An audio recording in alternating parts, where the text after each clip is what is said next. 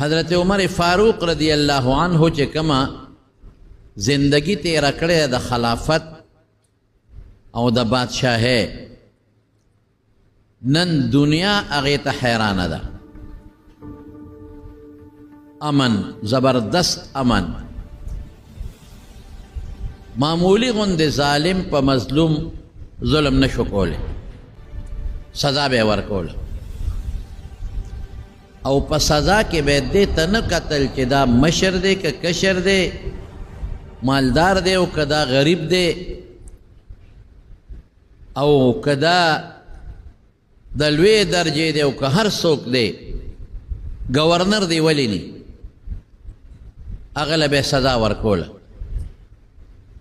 چې کوم عاملان او گورنران یې مقرر کړي وو په هغې به یې 4 شرطه لګول. یو شرط به یې پیدا لګاو چې ته به په قیمتي څاروي سورلي نه کې، برزاون اعلا اس په هغې به سورلي نه کې، قیمتي اوښ په هغې به سورلي نه کې، کوشش کوه چې په خر سورلي کې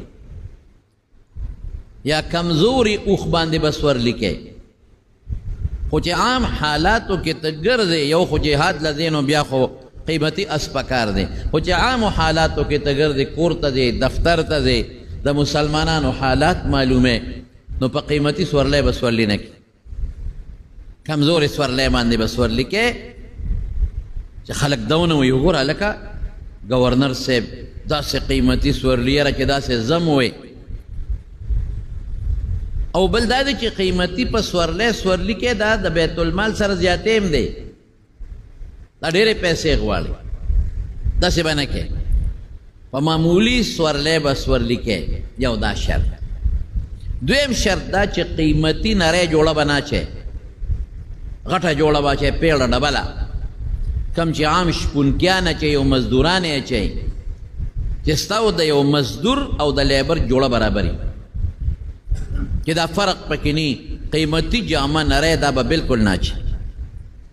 دریم شرط به دې پکې دی چې قیمتي خوراک به هم نه خوري. اوس که خورې خوره ستا خپل کار دی، خو چې کله عامل شوې او گورنر شوې نو شرط دا دی چې قیمتي خوراک به نه خوري، عام خوراک به خوري. او که چرته داسې مقرره چې خلک تا سره ناست دي او یو ځای ډوډۍ خوري، نو چې کوم هغه لیبر او مزدور خوري هغه به خوري، زیاتې قیمتي ډوډۍ به نه خوري. او څلورم دا دی چې په دروازه به دربان نه ودرې، چې چاته حاجتي او حاجت والا تاله راځي چې هغه ته رکاوټ نه درله راځي. او که د یو انسان ضرورت یو راتلی نشي نو کور ته به ورځئ. او د شپې او د چوټۍ پر وس کې به په لارو کوڅو کې ګرځې، د خلکو حالات به معلومې. دې ته خدمت وایي، داسې خدمت پکې. او د رسول الله صلی الله علیه وسلم حدیث دی، په هغې به عمل کې چې د خلکو نه ځان به اوچت نه حسابې، ځان به لوی نه حسابې. خلک چې په ځمکه کښېني په خوره به ورسره کښېني. دا به نه وي چې زه خو ګورنر یم او زه خو والي یم او زه خو ډېر لوی سړی یم، نه، چاته به په سپکه نه ګورې او نه به په اوچت نظر تکبر به نه کوې. داسې والیان او گورنران، داسې والیان لکه نن چې زمونږ گورنران او والیان او زمونږ د وطن مشران په کمو ګاډو کې ګرځي، کم ځای نه دا ګاډي راغله او کم خوراکونه کوي. د یو وخت په خوراک لکونه روپۍ لګوي او کمې جامې اچوي، او چې بیا حلف دي کم کوټ او کم قصې پیسې کوي. او ځکه نه ته غریب خو دې ورشي، یو دربان نه چې 10 څوکیداران ولاړي، پولیس ولاړي، پرېږدي دې ورته نه، ځکه خو نظام ګډوډ. دا شرطونه یو ځل د مدینې منورې په کوڅو کې روانو، یو سړي ول آواز ورکړ، وی امیر المؤمنین تا چې د گورنر د پاره دا کم شرطونه لګولې دي نو دا به تا د الله د عذاب نه د قیامت پر ورځ بچ کي، په دې به خلاص شي. چې شاته وکتل ولې وی ورشه د مصر گورنر ته دی وګوره چې کوم عامل دی هغه ته وګوره نو تا ته به خپله پته ولګي د قیامت په ورځ به د مصر غریبانان یې او ستا به ګریوان بس فورا راغې د مصر گورنر څوک و عیاض ابن غنم فورا راغې و یو صحابي دی د رسول الله صلی الله علیه وسلم محمد ابن مسلمه هغه وی لاړ شه لاول په مصر کې د خلکو نه معلومات والا تپوس وکړه د دې گورنر او بیا چې په هغه ورننوځې نو که نقصان پکې و او زما شرطونه پکې پوره نو عمل یې نو کړی نو د مټه به یې ونیسې چې څنګه هغسې به یې ماله راولې په کوم حالت کې ناست دي په هغه حالت نه به یې روچت کړي او دلته به یې ماله راولې محمد ابن مسلمه رضی الله عنه لاړ په مصر کې تپوس وکړو یاره چې دا زمونږ گورنر صاحب تاسو څنګه سړی دی دا چا نه به یې تپوس کو اهل رینه د نیکانو خلکو صالحینو نه یې تپوس کو عالمانو نه محدثینو نه یې تپوس کو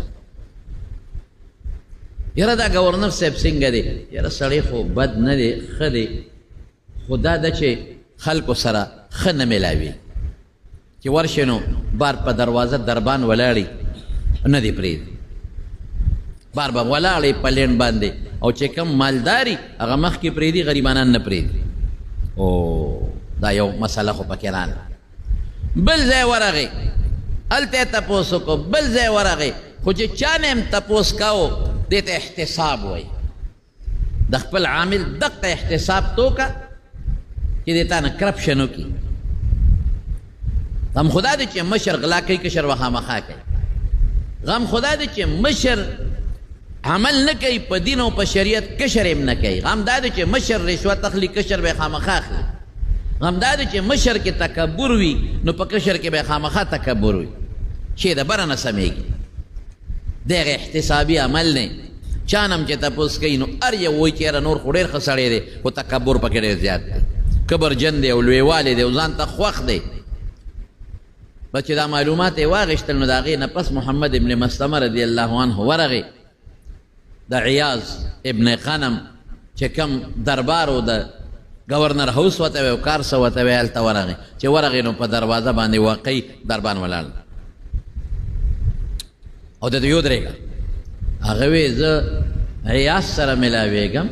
وی ودرېږه صبر وکړه زه به ترې تپوس کوم چې هغه اجازت ورکړي بیا به ملاوېږي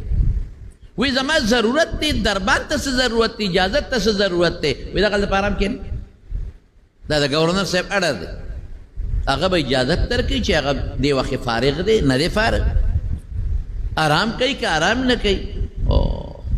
وی ښه داسې وکړه اجازت یې ترې غواړئ نو ورته ووایه چې عمر یو سړی را لېږلی دی چې د هغه نوم دی محمد ابن مسلمه تا سره میلاویږي خو چې دربان ورغې او ورته یې وی چې امیرالمؤمنین صاحب سړی را لېږلی دی او نوم یې خو مشهور محمد ابن مسلمه خو مشهور د پیغمبر علیه السلام صحابي و بس سړي باندې رپرپې راغې او نیغ ودرېد او دی چې سنګ وی راځه صاحب چې دی سنګ ورننوته نو په نری جامه قیمتي جوړه کې ناست و دویمه یې ورسره ونه کړه وی دا مټې ونیو وی راځه امیرالمؤمنین دی غواړي وی ښه صبر وکړه چې دا جامې بدلې کړم او نور جامې واچوم د سفر او جوبه چوغه واچوم وی امیرالمؤمنین وی چې په کوم حالت دې ولید په حق یې راوله فورا راځه د مټې ونیو د هغه ځای نه را روان کړو مدینې منورې ته یې راوسته حضرت عمر فاروق رضی الله عنه په مدینه منوره کې مسجد نبوي کې ناست و د هغه دارالخلافه خو مسجد نبوي و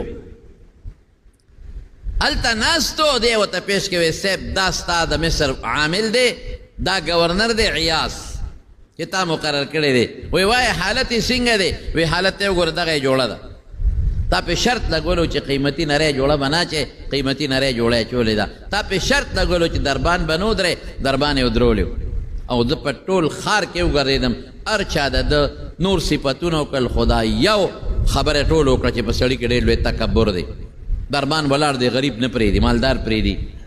او خلق پلین ودرې چې کله خوښې سړی وردن نه کړي یو لوی شوشه او یو لوی مسله یې جوړه کړې ده او ډېر لوی تکبر ځان د خلکو نه اوچت حسابۍ دغه یې جوړه ده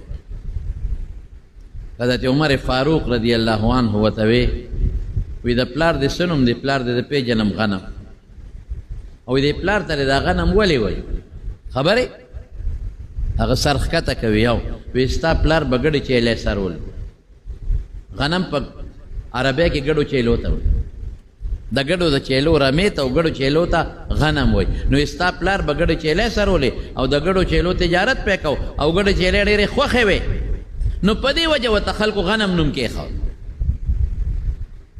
او یو صاحب خبره دې ټیک ده حضرت عمر فاروق رضی الله عنه هغه هلک ته ورشه د ګډو چیلو د سرور کوتک راوړه کوتک یې راوړه وی نور در سره څه نه کوم خو دا کوتک والا او د بیت المال چې څومره ګډې چیلې دي ځه دا په صحرا کې سره وه سارې بوزه او ماښام یې راوله تا باندې چې ما کوم شرطونه لګولو یې پوره کړي هغه سر ښکته کړی و وی صاحب الموت افضل من ذلک وی صاحب مرګ د دې نه ماله بهتر دی خو دا کار را باندې مه کوه ځکه اوسه پورې ګورنر وم نو خلک به وایي چې ګورنر او ګډې چیلی سروونکې وایي خلکه نشه دی اوس هم په سر کې شته اوس هم په سر کې نشه شته ولې ګډې چیلی ما نه دي سرولی ولې ګډې چیلی رسول الله صلی الله علیه وسلم سرولی دي او حضور پاک فرمائی ما من نبی الا رعا الغنم داسې پیغمبر نه دی تیر شوی چې هغه د ګډې چیلی نه سرولی دا هر پیغمبر ګډې چیلی سرولی ګډې چیلو کې سرولو کې څه چل دی تکبر دا کې پیدا شوی دی ګورنر وی دا ډنډه به والې او نیغ به دا ګډې چیلی سری او ګوره ما ته وګوره چې ګډې چیلی کله سری نو چا نه اوبه ونه غواړي کم ډنډ نه چې ګډه چیلی وبس کیا بس کې او ګورې چا نه ډوډۍ موډۍ ونه غواړي د دغه ګډو چیلو پی به لشي او په هغې به خپله ګزاره کوي زه تکړه شه او ته بیا وایي چې صاحب معافي را سره وکړه مرګ بهتر دی خو دا کار ګران دی وایي چې دا کبر مې د سر نه نیستی که نه نو ته نه سمیږي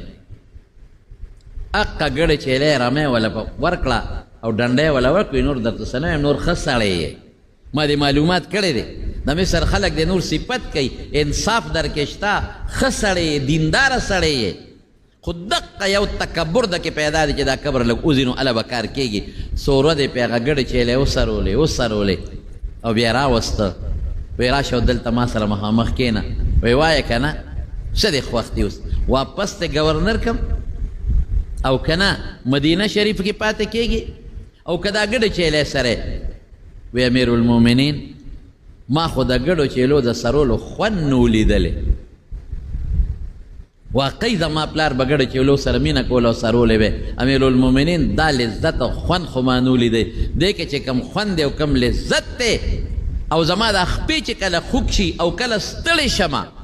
او جامونه مې خولې بیږي او د ډنډ اوبوس کمه او بیا الله ته ودرېږم او الله ته وجاړم زما قسم په خدای چې دې کې کم خوند دی او کم ټیسټ دی او کم لذت دی ګورنری کې نه چې امیر المؤمنین په بادشاه کې واغه خوند تا ته میلو نه شي بس زما دا ډیوټي قبوله ده مهرباني وکړه او ما هم د دې ګډو چیلو څوکیدار مقرر دونه نفقه راکوه چې د ما د بچو د ما د ښځې پې ګزاره کېږي ډېر خوند راکوي چې دا کله ستړی شم او بانګ ووایي او زه ودرېږم الله ته په هغه خیرنو جامو کې الله ته ودرېږم او الله ته زاري وکړم او وجاړم او ډېر خوند راکوي چې زه ستړی یم او د شپې ودیم ټوله ورځ مې ګډې چیلی سرولې او ګرځېدلی یم او د شپې کله ودیم او زه راپاسم او الله ته ودرېږم او تهجد کوم نار یم خېټه مې خوږېږي او سر مې ښکته کړي نو ما ته خپل پیغمبر را یادېږي ما له ډېر خوند راکوي امیر المؤمنین ګورنري دې بل چاله ورکه سنبال کا زما ګورنري نه پکه حضرت عمر فاروق رضی الله عنه ورته وایي عیاض ابن غنم اوس د ګورنرۍ قابلې نور صفات ته برابر دي خو دا یو شی در کې نو اوس د ګورنرۍ قابلې ځه اړر دی د امیر المؤمنین واپس مصر ته ځه او ما د مصر ګورنر کړه حضرت سعد ابن ابي وقاص رضی الله عنه صاحب کم صحابي دی سعد ابن ابي وقاص اوهو هغه د کوفې ګورنر کړی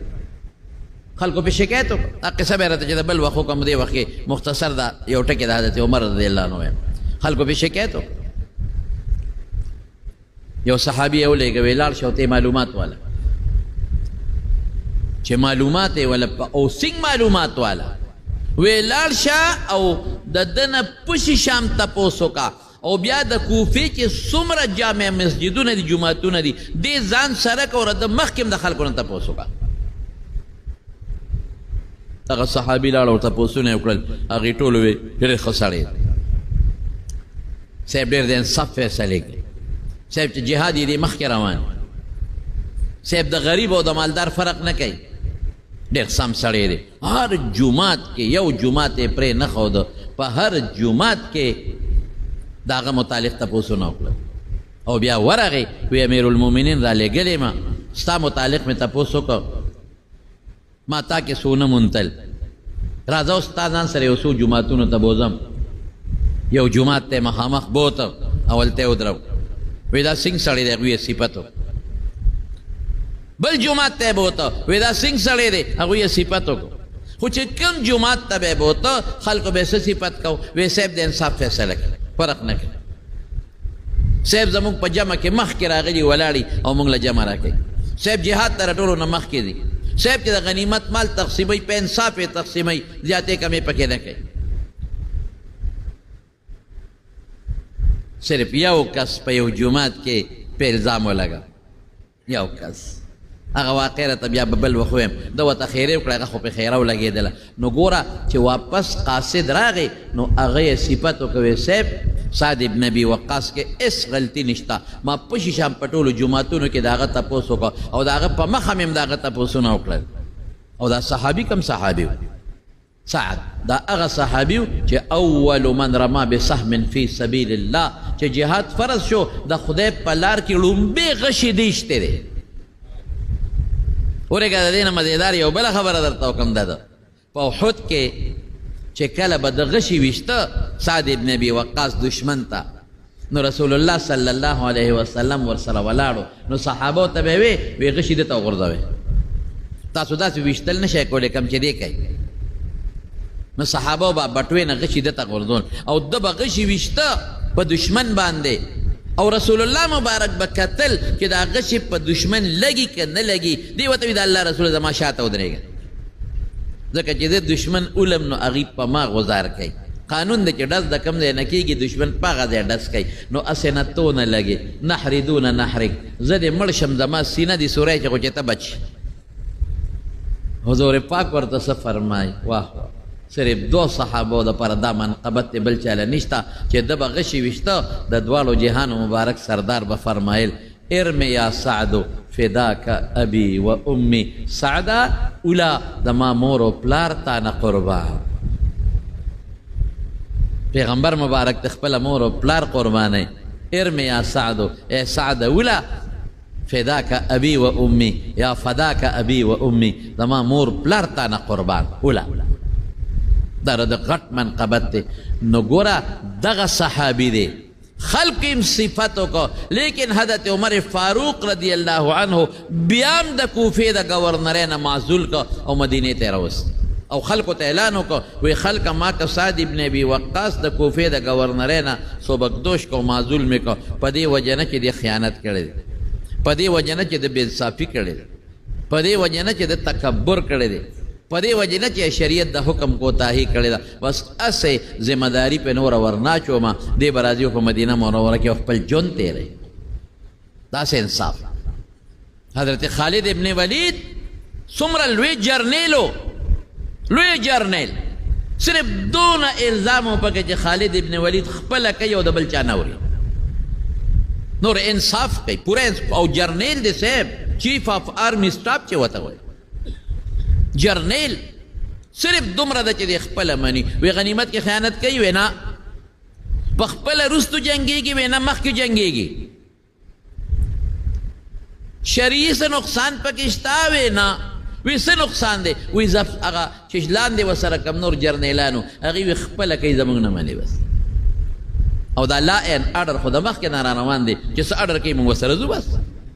ډېره تیزي کوي حضرت عمر فاروق رضی الله عنه په سوال جواب ولېږه وی د شورا فیصلې باندې به فیصله کوي خپل اډر به نه کوي د به بیا خپله ډر چلاو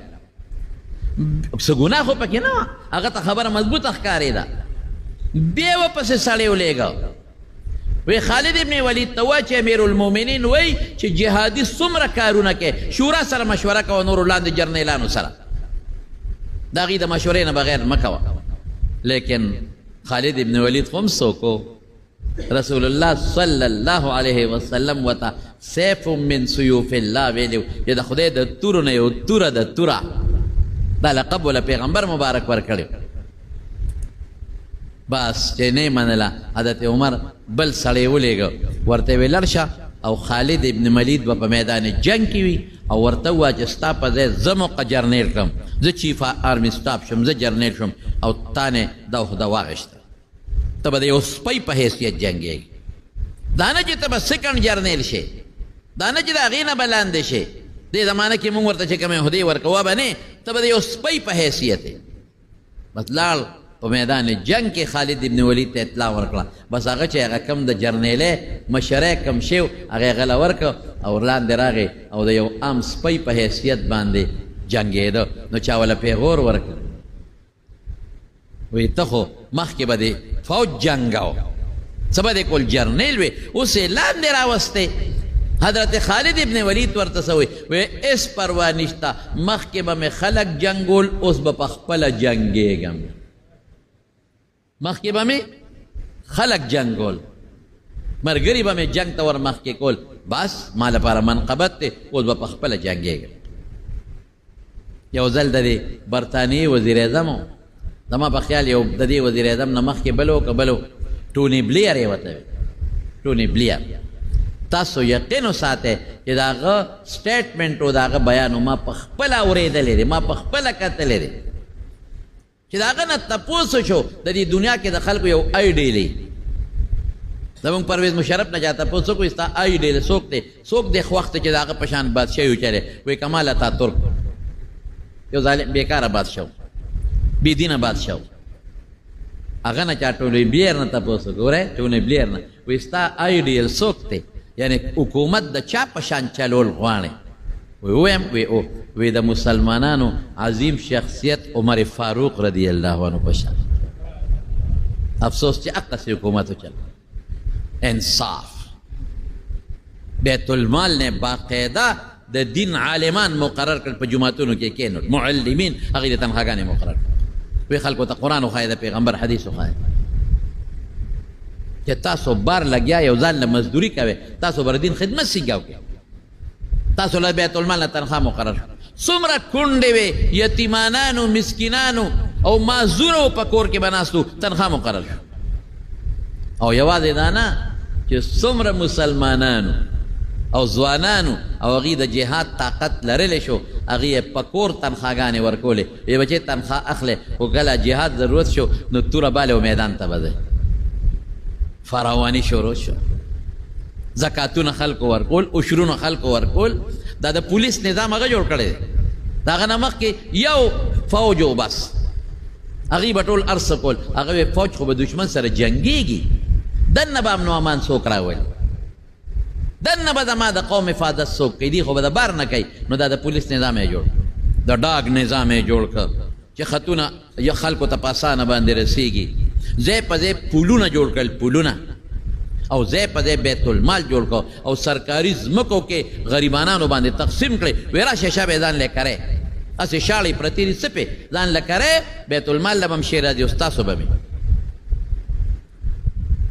په خدای قسم د انصاف حکومت د روم یو بادشاه راغی مسلمان شو جبله نوم جبله ابن هم عمر فاروق ډېر زیات خوشحاله شو چې د روم یو بادشاه راغی هغه مسلمان شو د روم هغه بادشاه وی چې زما زړه کېږي چې زه عمره وکړم عمر فاروق رضی الله عنه ورته وی زه به در سره یو ځای لاړ شم دونه پروټوکول یې وله ورکړ وی زه در سره یو ځای ځم او تا سره عمره کړم چې ته عمره کوې چې زه در سره وکړم لکه اوس یو بادشاه لاړ شي او د سعودي بادشاه ورته وی زه در سره ځم زه در سره یو ځای طواف کړم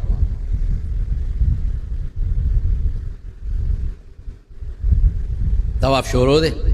لاړل مکې مکرمې ته طواف شروع دی عمره ده نو عمره کې خلک د احرام دا لنګ ورته وي لنګ یې تړلی وي او په هغې کې طواف کوي طواف دوران کې یو بانډیسي چېرته هلته خورش زیات وي او ډېر لوی ټیلي یو بانډیسي چېرته د هغه جبله د روم بادشاه چې مسلمان شوی د هغه پلنګ خپراله پلس کې ښکته چې خپراله هغه چې څنګه قدم واخیسته نو د هغه نه لنګ اوس پړدی شو لنګ ته پرېوت نو بل څادر ورسره و عورت یې ښکاره نه شو دا نه یې پټ کړ خو لنګ ته پرېوت چې پرېوته نو دغې جبله لاس اوچت که هغه بانډیسي یې ښه مضبوط یو څپېړه و په دونچاقو دی زما پلنګ دی خپه کېښوده او زه دې بربنډ کړم زما نه یې لنګ وغورځه بانډیسي څوک و هغه خو د حضرت عمر په رعیت کې هغه ته خو انصاف معلوم و چې که ته بادشاه و ته زوروره مې خو ته ظلم نشي کولی نیغ لاړ حضرت عمر فاروق له وایي دغه جبله ده په څپېړه ووالې چې طواف خلاص شو عمره خلاصه شو راویې غوښته ښه په نرمۍ یې ورته وایي وایي دا بانډیسي یې په څپېړه والې ده وایي ولې دې ووه وایي زما په لنګ یې خپه کېښوده او زما نه لنګ وغورځېد وجود مې لاندې ښکاره شو هغه ته وایي تا راده په لنګ خپه ولې کېښوده وایي صاحب ما په قصد نه ایښود د لنګ ولې ځان پسې راښکه پکار خدا دی چې لنګ یې اوچت کړی وي حضور پاک خو فرمایي چې لنګ به د ګېټو نه اوچتی د ولې لنګ ځان پسې راښکه او ما په قصد نه پرېښې خوره شو ډېلو ما خپه کېښود هغه در په لنګ راله د چې قدم واخیست نو لنګ یې اوس پړدلی شو حضرت عمر فاروق رضی الله عنه جبله ته وی جبله داسې کاندي چې زیاتې یې کړی هغه قصدن په تا خپه نه دی ستا زمونږ پړه کې ډېر لوی قدر دی چې ته مسلمان شي زه در سره رالم او ما په خپله در سره طواف وکړ اوس داسې کار دی چې د خدای په نسته مسلمان شوی نو په اسلام کې مشر او کشر نشته انصاف هر چا سره دی دا باندې سیره دا کول غواړي امیرالمؤمنین ورته ویې بخوې نه معاف کو څپېړه یې رانیستله او څپېړه به ترې وباسه هلکه میلمه دې معاف یې کوې نه یې معاف کړو هلکه ته نه ګورې چې زه ورسره د مدینې نه رالم او ما ورسره طواف وکړو وی صاحب هر څه ټیک دی خو د پیغمبر مبارک وینا ده پرېږدم نه ما نه څپېړه ایستله په ډک مجلس کې په ټول طواف کې او څپېړه به ترې وباسه حضرت عمر هغه ته وی داسې وکړه دوه خبرې د شریعت وینا ده اوس یا به دنه څپېړه وباسي او یا دا ده چې ته به دې راضي کې جبله وی صاحب ما له یو دوه درې ورځې مهلت راکړه زه به یې راضي کړم ډېره ښه راضي کړه په هغه دوه درې ورځو کې هغه جبله واپس وتښتېد روم ته واپس عیسایي شو وی داسې اسلام مې نه دی پکار چې ما نه دې په حل کې خلک څپېړې وباسي هلکه کمبخته داسې اسلام پکار دی چې د غریب او د بادشاه یو برابر حیثیت دی واپس عیسایي شو چېرته صحابه تلي حضرت عمر ته چا وي چې سړی خو تښتېد روم ته لاړ وایي هغه ته خو نیکبخته ما ډېره ښه خبره کړې او د انصاف خبره مې ورته کړې او د شریعت خبره مې ورته کړې وه یو صحابي تلي روم ته تجارت ته دا جبله پې خبر شو چې د مدینې منورې نه یو صحابي مسلمان راغلی دی او تجارت کوي نو دی او خپل دربار ته هغه صحابي ته ما پیژنې وی نه صاحب وی لږ سوچ وکړه ما به وپېژنې چې هغه ورته خپل تاج ماج لر کړه وی ودې پېژنم وی یو صاحب هغه جبله خو نه وی هماغه چې زه مسلمان شوم بانډیسي مې په لنګ خپه کېښوده او بیا راته عمر وی اوس به دنه څپېړه وباسي او زه راله واپس عیسایي شو اوهو ډېر بد دی وکړه یو څپېړه څه وه هغه بانډیسۍ به دې راضي کړی مونږ به ورته مینت کړی او که نه وه نو یو څپېړه کې څه چلو اوس خو ته عیسایي او تا ته پته ده چې د دوزخ خشا کې ټول عمر به په دوزخ کې پروت دی ټول عمر دوزخ ښه دی که څپېړه ښه وه او دا دنه تپوس کوم چې هغه څو ورځې دې په اسلام کې تېرې کړې وې هغه جندي سینګه و مخکې هم دلته بادشاه وي اوس هم بادشاه ځکه چې دې واپس راغی قوم واپس بادشاه کړه او ورته وی فلانکي وی قسم دی هغه څو ورځې چې ما په اسلام او په مسلمانۍ کې تېرې کړې هغې کې چې کوم خوند او سکون و زما په بادشاه کې نشته ډېر پریشان وی راځه مړه بیا مسلمان شه وی اوړه مې کېږي خو په یو شرط هغه شرط دا دی که عمر ماله خپله لور راکوي په نکاح نو زه واپس مسلمانېږم اوس که واپس مسلمان شم نو خلک به پې غورونه راکوي خلک به وایي چې دا څنګه سړی دی قمقل کله مسلمانېږي کله واپس عیسائی کېږي بیا مسلمانېږي نو که عمر غوندې سړی امیر المؤمنین ډېر لوی سړی دی ما له لور راکوي نو زه به ووایم چې زه مسلمان شوم په دې شرط چې امیر المؤمنین عمر غوندې شخصیت ما له لور راکړه صحابي ورته وایي که زما د لور خبرې اوس په دقه ساعت یې دله درکوم که زما د وس خبرې ما ته وایه چې وکړم نو لور د عمر ده هغه خو د هغه نه بغیر د فیصله نشم کولی خو داسې کار دی زه را تجارت خپل پرېږدم دا سامان دلته پرېږدم زه مدینې منورې ته ولې که تا خدای مسلمان کي نو عمر ته وایم نو که هغې لور درکوله نو واپس راځم دې لاړ مدینې منورې ته کافي مزل و ډېر مزل د میاشتو مزل و چې لاس حضرت عمر فاروق رضی الله عنه ته الوې وی صاحب هغه جبله سره مسلمان شوم اسلام ته اړه کېږي خو ستا لور غواړي الله اکبر حضرت عمر یوه لور ګورې په حضور پاک واده وه ام المؤمنین و د مسلمانانو مور حضرت حفصه رضی الله تعالی عنها نو ام المؤمنین خو په هغې پابندي وه چې د حضور پاک د وفات نه پس ولا تنکحوا ازواجه من بعده ابدا چا سره به نکاح نه کوې ستا لور غواړه لور یا نوسی حضرت عمر فاروق رضی الله عنه ورته وی تا ورته ښه ولې نه کوې وی صاحب ستا په لور نوسی کې زما څه اختیار و وی بچې د یو انسان د اسلام نه د عمر لونه خو څه کې چې د عمر ټول زامن او بچیم قربان هله شابه په دې اسب په واړوه او ځان رسوه وی راځه ستا شرط منظور دی بلکل منظور دی د عمر لور خو دې وخت کې نشته نوسی شته بلکل شرط منظور دی راځه هله ځان زر رسوه چې سړی مړ نشي او کلمه و یو خدای پاکې مسلمان هغه تاجر واپس لاړ روم ته چې روم ته څنګ ورسېده نو هلته لویه جمع جرګه وه او خلک پریشانه دي اله ګوله ده د چا نه یې تپوس وکړه وایي دا اله ګوله د څه ده وایي دا زمونږ بادشاه جبله مړ شوی دی او د هغه د جنازې او د هغه د دفن خبرې ایمان یې په قسمت کې نو دا د حضرت عمر هغه د اسلام سره مینه او د اسلام سره محبت او عجزي او کله چې شام فتح شو شام او دې ته شام ته یو دی یو غلام دی غلام دوه کسه په یو وخو لښکر ډېر لوی دی اوښان کم دي نو ده سره یو غلام و اعلان یې وکړئ دوه کسان په یو اوښ باندې کښېنئ اوښ به ډېر نه ستړی کوئ یو کس به لاندې رواني یو به په اوښ ناست دي چې دا لاندې ستړي شي دی به بره وخیږي او دا بل به راکوشي د سره یو غلام و دی په اوښ باندې سور روان شو سمندې چې لاړل غلام ته یې ویې اوښ ودروه راځه بره کښېنه او په خپله یې پړې ونیوه غلام ورته صاحب دا څه کې ما بره خېږي او ته پړې نیسې ویم وی دا ولې ته خو زمونږ امیر المؤمنین یې بادشاه صاحب نور خلک به کوي ته به داسې ما سره نه کوې زه به دا اوښ پړې نیسم دا ډېره بده خبره چې زما غوندې غلام په اوښ باندې سوري او د اوښ پړې امیر المؤمنین نیولي ته خو یوازې امیر المؤمنین د حضور پاک ملګری یې نږدې او خلیفه د حضور پاک هغه ویې کودېږه خېږه بره انصاف به کوو که د قیامت پر ورځ ما نه الله تپوس وکړي نو زه به الله له څه جواب ورکوم او مقتصې وشوه تر د شامه پورې تر شامه پورې حضرت عمر به نمبر په نمبر بدلېده غلام به بره ناستو او ده به پړې نیولې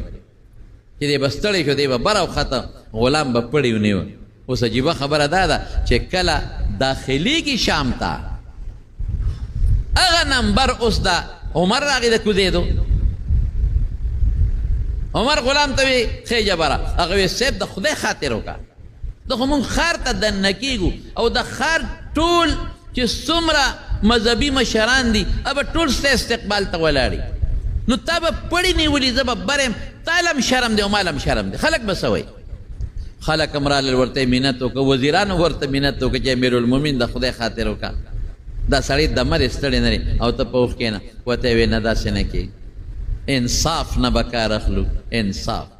ته به مهرباني کې دقه رنګې د رسول الله صلی الله علیه وسلم سره په سفر کې دوه ملګري دریو کسانو باندې شریک اوخو دوه کسه په سورېدل یو به کوزېده قسم د رسول الله مبارک په خپل نمبر کې کوزېده او صحابه به بره سوارو او هغوی ورته وایي چې د الله رسوله موږ به خپل نمبر بدلو را بدلو ته مه کوزېږه موږ 2 کسه یو نمبر کې به موږ ښکته پورته کېږو او ته به نه کې حضور پاک وفرمایل چې زما نه تکړه هم نه یې او زما نه هم ثواب هم زیات نه دی خوښ او زما نه د خدای نه زیات یریدونکي هم نه یې په خپل نمبر کې به د دواړو جهانو مبارک سردار باقاعده کوزېده وایي د پیغمبر په سنت عمل کو غلام بره دی او حضرت عمر رضی الله عنه پړی نیولې او روان دی او د چې شام چې څومره صاحب پادریانو د مذهبي مشرانو هغوی کتابونه راغشتي دي او خپلو کتابونو کې ګوري او مخامخ اوښ ته هم ګوري چې د بادشاه خو دغه اوښ دی او فورا یې اواز وکړه وایي دا هغه امیرالمؤمنین عمر نه دی زمونږ په کتابونو کې چې د پیغمبر علیه السلام د دویم خلیفه د عمر کم صفتونه راغلي دي په دغه سړي کې نه دي دا نه دی دا په اوښ کې سور دی دا د بادشاه په اوښ کې سور دی هغوی ورته وایي دغه نه دی دا پړی چې یې نیولې دا امیرالمؤمنین دی دته وګورئ چې هغې خپلو کتابونو کتل هغه ته یې وکتل وایي واقعي زمونږ په کتابونو کې چې د حضور پاک د دویم خلیفه کوم صفت راغلی دی هغه په دقه سړي کې موجود او بیا چې کله لاړ گورنر هاوس ته نو د هغه ځای گورنر ورته وایي او کمیس یې هم شلیدلی و کی جاوه کې نښتی و نو کمیس یې هم شلیدلی و هغه یې ځان له وګنډه نو گورنر ورته نوې قیمتي جوړه راوړه وی صاحب دا جوړه واچوه تا اوس د مصر لوی لوی علما د عیسایانو را روان دي او تا سره ملاقات کوي دا جوړه واچوه دا جوړه دی د سفر هم د دوړم والې نه او شلیدلې هم دی دا بې ډوله دا ډوله یې جوړه واچوه حضرت عمر فاروق رضی الله عنه ورته څه وایي وایي کفا بالایمان زینه وایي د ایمان نه قیمتي ډولې شی بل نشته هره کې پروت دی انشاءالله زه په جامه ځان نه ډولې کومه زه د الله د طرف نه چې په الله زما کوم ایمان دی نو په هغه ایمان زه ډولې او د ایمان هغه ډول مې خوښ او هغه د مصر او د شام د دغه علاقو چې څومره پادریان او څومره راهبان او مذهبي مشران دال او حضرت عمر فاروق سره ملاقات وکړه د هغه په دغه تواضع په عاجزۍ او په انکسار باندې الله پاک هغوی مسلمانان کړل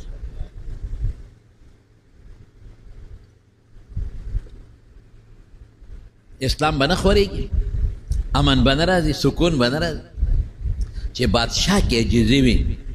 بادشاه د بیت المال پیسه نه خوري گورنر کې عجزي وي مشرانو کې عجزي وي او د بیت المال پیسه نه خوري په خدای کې غریبي وخوري ته که دغسې احتساب راونیسه یو گورنر یو وزیر اعلی اوله چوکه ورکوی دا ګړیو سره چې بیا څوک داسې وکړي نن خو سره خبرې هم نشي کولی سم دم به راسره دلته ګرځي ناست پی خو چې هلته د وزارت کرسۍ ته ورسېږي وزیر اعلی شي او گورنر شي بس بیا ورسره خبرې هم نشي کولی هلکه څه چل دی خو عام انسان یې که دغه مقبرې له به تم دي دغې له به ځم ده لا بوج در باندې زیات شو زما او ستا په نسبت حساب کتاب به راسره زیات وي زما او ستا په نسبت نو دا د حضرت عمر فاروق رضی الله عنه مختصر غوندې حالات مې درته و برکات او کرامات یې څومره دا هم اخیري کې به وره په مدینه منوره کې ناست دی مدینه منوره کې او یو لښکر یې لېږلی دی د میاشتو په مزل لرې دی او د مدینې منورې نه یې اواز وکړه د هغه سړي نوم ساریه و یا ساریتو الجبله الجبله ای ساریه دې غر ته لږ متوجه شه غر نه ځان وساته د میاشتې مزل چې کوم خلک ورته ناست صحابه تابعین هغوی وی په عمر څه چلو شو د چې اواز چاته وکړه ساریه ته خو د میاشتو په مزل لرې دی یاره کمزورې دی څه عمر نس غلطي وشوه هغه ساریه چې کله راغی نو چا یې تپوس وکړه په پلان کې ورځ تاسو ناشنا څه اورېدلي هغه ویاو په دغه ورځ ما د دشمن سره لګیا وم او جهاد مې کو جنګ مې کو دشمن مخکې زه ورپسې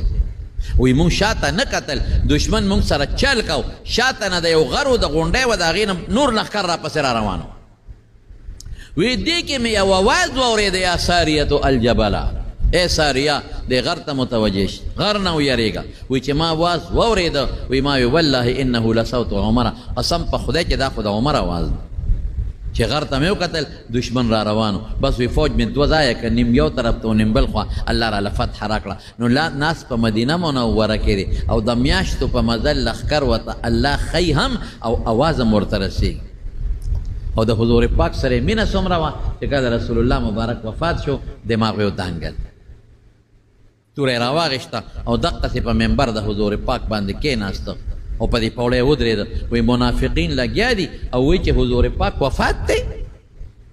نبی علیہ السلام نه مري هغه نه دی وفات هغه د الله راز له تللی ملاقات له څنګه چې موسی علیہ السلام کوه تور له تللی او ان قریب برازي او چې څوک وایي چې حضور پاک وفات دی نو زما په دې توره به سرونه وایي او که چا نه مې واورېدل چې رسول الله مبارک وفات دی چې په دې توره سر وه نه مري بالکل دماغ ودان او خو جیبه حالت حضرت عثمان رضی اللہ عنہ گونگے شو ہاں بالکل خبریں نشوے کول حضرت علی رضی اللہ عنہ بے ہوش پروت حضرت ابوبکر صدیق رضی اللہ عنہ په دغه ورځ یو خپل بل ځای کور والته تللی د پیغمبر علیه السلام نه سار اجازت وغوښتې په دغه ورځ د حضور پاک طبیعت هم ټیک و سر را پاسېدلی او خپل صف ته وکتل صحابه ته ډېر خوشحاله هم شو حضرت ابوبکر صدیق رضی اللہ عنہ چې څنګه راغی او حضور پاک یې وکتل وفات نو واپس راغی عمر ته وی عمر کوشا وینه کو دیګ بس ابو بکر التودرید رضی اللہ عنہ او دا آیت تلاوت کو اعلان د حضور پاک د وفات کو وما محمد الا رسول قد خلت من قبله الرسل افإن مات او قتل انقلبتم على اعقابكم ومن ينقلب على عقبيه فلا يضر الله شيئا وسنجزي الله الشاكرين اعلان دا مطلب دی چې د حضور پاک نه مخکې ډېر پیغمبران تیر شوي دي او رسول الله مبارکم بس وفات دی او بیا اعلان وکړه چې من کان یعبد الله من کان یعبد محمدا فإن محمدا قد مات که څوک د محمد صلی الله علیه وسلم عبادت کوي نو بس خدای بیا مړ دی او وفات دی او که څوک فإن من کان یعبد الله فإن الله حی لا یموت که څوک د خدای عبادت کوي اجم دی دی مرینه او چې دا اعلان یې څنګه وکړ حضرت عمر واورېد حضرت عمر فرمایي وایي په خدای قسم که دې خپو ټینګولی شم خپو مې کار پرېښود او په یو درز مکې ته پرېوتم ما خو یې حضور پاک نه دی وفات خو واقعي وفات شوی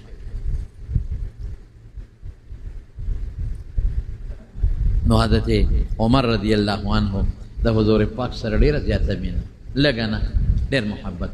د وفات خبره پاتې ده خو ختم شو نو دا که موقع وکه خیر انشاءالله نو آینده جمعه کې به درته بیان کړم انشاءالله د حضرت عمر فاروق رضی الله عنه څه بعضې د زندګۍ حالات مو شروع کړي هم څه د دیني مقاصدو دپاره او د هغه البیشان هم ته معلومیږي حضرت عمر رضی الله عنه په خپله زمانه کې هغه کارونه وکړل چې هغه بل چا نه و کړی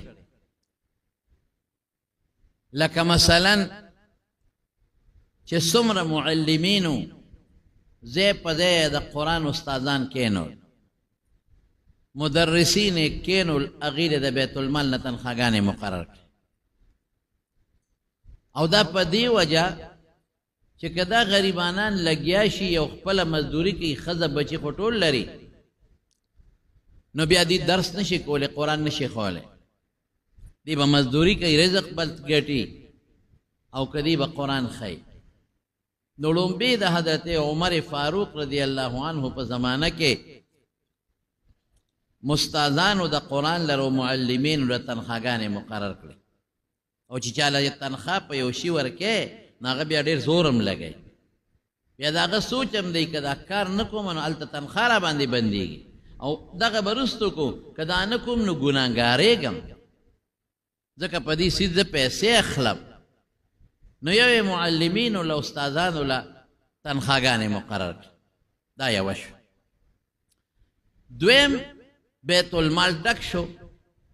نو اعلان یې وکړه چې کم ماشوم پیدا شو هغه راځئ او د خپل ماشوم اندراج کوئ هغه ته به وظیفه میلاویږي د بیت المال نه کم ماشوم چې به پیدا شو بس به راغی او د بیت المال چې کم سیکرټري و هغه سره به یې نوم ولیکه چې زما ماشوم په پلان کې تاریخ پیدا شو او دی نوم دی او دی د پلار نوم دی هغه له باقاعده ماهانه وظیفه مقرر شو چاله به د میاشتې تنخوا ورکوله او چاله به یې غونډې کال پس کال کې غونډه یو کال ورکړه او چاله به یې د شپږو میاشتو ورکوله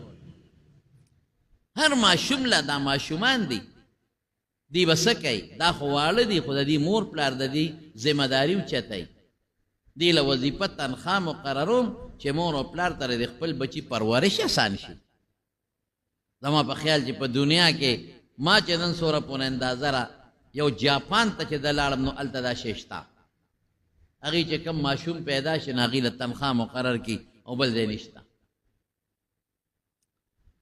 الله پاک د کونډې چې څومره وي هغې له باقاعده مستقلې وظایف مقرر کړي. یو ځل حضرت عمر فاروق رضی الله عنه بازار کې روانو، یو ښځه راله، بخاري شریف کې راځي، د شان ول آواز ورکړ، وی عمره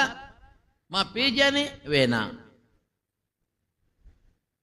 وی زما خاوند په پلانکي جهاد کې شهید شوی دی، زما پلار په پلانکي جهاد کې شهید شوی دی، دا یتیمانان واړه بچي مې دي، د دوی اسم نشته، دونه څه نشته چې په خوله کې واچوي وی چوپي، او دا خو به برباد شي، د لوږې د لاسه به دا ټول مړه شي، او زه د پلانکي لورې ما. حضرت عمر فاروق رضی الله عنه ورته مرحبا بنسب قریب، ته خو ماته نږدې مسلمانان په حیثیت د اسلام ډېره نږدې رشته داري ده، د نسب نه د اسلام رشته داري، ځکه چې ته د پلانکي لورې نو هغه خو د اسلام دپاره ډېره غټه قرباني ورکړې ده. وی راځه بویت د بیت المال ته، بلکې کور ته یې بوتله او په کور کې یو اوښ تړلی و، خو غټ اوښ سره، او هغې یو طرف ته بوجی ورته یو انډې وربار که، او بل طرف ته یو بوجی انډې وربار که، او د پاسه یې ورته جامې او هر څه کېښودل. وی ځه دا اوښ هم ستا شو، او د ښي طرف ته او ګس طرف ته چې په دې څومره سامان دی او د پاسه سرباري ده دم ستا دي، او پروا مه ساته، دا به لا خلاص شوي نه چې نور مال به هم در رسېږي. ما دې نوم په بیت المال کې ولیکه، بیا مه راځه، تاله به کور ته شی درځي. یو صحابي ورته وایي حضرت عمر ته وایي اکثر تله ډېر لوی مال دی وله ور نه که، خلک یو بوجی ورکړي، نیمه بوجی ورکړي، نو دوه غټې بوجی دی ورته په اوښ بار کړې، د پاسه سرباري دی مو ورته کېښوده، جامې خوراکونه دې ورکړل، او بیا اوښ دې مو سره ورکړ. حضرت عمر ورته وایي هغه کس ته، وی مور دې بوره شه، وی تا ته څه پته لګي چې دا د چا لور ده؟ وی په یو زمانه کې د حضور پاک په زمانه کې د دې پلار او د دې ښځې رور، د دې پلار او د دې رور یوه قلعه دوه په دوه قبضه کړې ده، یو قلعه، او بیا چې مونږ ورلو غنیمتونه هم تقسیمول نو ټول د دوی کېدل، لیکن هغه غنیمتونه په ټولو مسلمانانو باندې تقسیم شو. دا د داسې نر پلار لور ده او د داسې نر رور خور ده. نو دې ته به حضرت عمر نه کتل، هغه د اعلان کړی وی که د فرات دریاب په غاړه سپی د تندې مړ شو نو د قیامت په ورځ به یې تپوس د عمر نه کېږي. د فرات دریاب څه مطلب؟ چې اوبه شته، اوبه شته، ولې سپی د تندې مري؟ عمر له پکار دي چې دریاب ته ګودرې جوړې کړي، یوازې د انسان غم به نه کوي، د څاروو غم به هم کوي، د حشراتو غم به هم کوي، د سپو پیشوګانو غم به هم کوي. پکار دی چې دریاب په غاړه وړې وړې ګودرې جوړې کړي چې سپی ورشي او هلته دې اوبوس کړي، زمرې ورشي چې هلته دې اوبوس کړي، پړانګ ورشي او هلته دې اوبوس کړي. دا سیسټم یې حضرت عمر رضی الله عنه، نو چې د سپي فکر یو انسان کوي نو د انسان فکر به ولې نه کوي؟ هر چا له باقاعده وظیفه مقرر شوه، تنخوا مقرر شوه، کونډې له مقرر شوه، یتیم له مقرر شوه، چې نوې پیدا شو ماشوم هغه له مقرر شوه، او چې کوم قاریان او عالمانو هغې له تنخواګانې مقرر شوې. یو سیسټم، او دا په څه باندې؟ داسې کارخانې نه وي جوړې کړل چې کارخانې دي، دا هغه پیسې وې، او داسې ټکسونه هم د ظلم نه چې دا اوس کوم د ظلم ټکسونه دي، دا صرف او صرف په زکات او په عشر. د خلکو نه به عشرونه او زکاتونه راغونډول چې دا عشرونه او زکاتونه به خامخا ورکوي، او هغه عشر او زکات په خپله به خلکو راوړه. د خلکو مزاج داسې جوړ شوی و چې عامل به ورغې په خپله به یې ورته تیار کړی، ولې؟ هغې وی چې دا عشر او زکات موږ شروع کړی دی، زموږ په مال کې خدای برکت پیدا کوي. هغوی یو سوچ جوړ شوی. زه اوس هم تاسو ته یم زما وروڼو، صرف زموږ د ضلع چارسدې د دې خپلې ضلعې به والو، هغه خلک چې په هغې عشر فرض دی، په غنمو کې، په جوارو کې، په ګوړه کې، یا په نورو څیزونو کې عشر په خپل فرض دی او یا په نغدو پیسو کې په زکات لازم دی. په خدای که دوی دا خپل زکات او دا عشر راوویسته که په دې غونډه 400 کې غریب پاتې شو نو راشه د ما په مخ لاړ ویتو کې بلکل به نه پاتې کېږي. په دې غونډه 400 کې دا ټولې مدرسې به چلېږي، په دې ټولو جوماتونو کې چې کوم قاریان او حافظان ناست دي په خدای چې د دې تنخواګانې هم پې کېږي. دا مدرسو چندو ته هم پکې ضرورت نه راځي، خو څوک ورکوي نه عشر او زکات. صدقه خو ډېره لویه خبره، نفلي صدقه. عشر څوک نه ورکوي، زکات څوک نه ورکوي، نو نقصان یې څه دی؟ نقصان یې دغه آفتونه دي. ګلی پې راشي، باران پې راشي، زول پې راشي، بیا اوچو سره لاندم سوځي،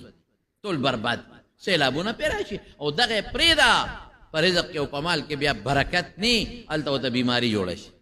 هلته ورته دشمني جوړه شي،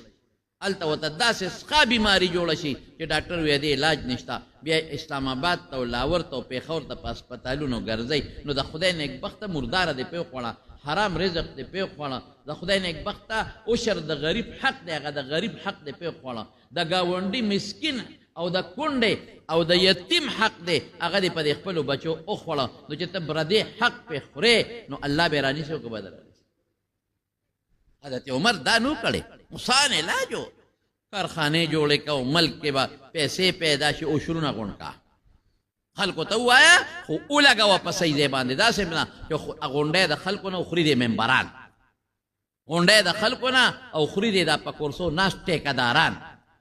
دا ممبران او دا وزیران دا دی خوري. دې له څوک عشرونه نه ورکوي.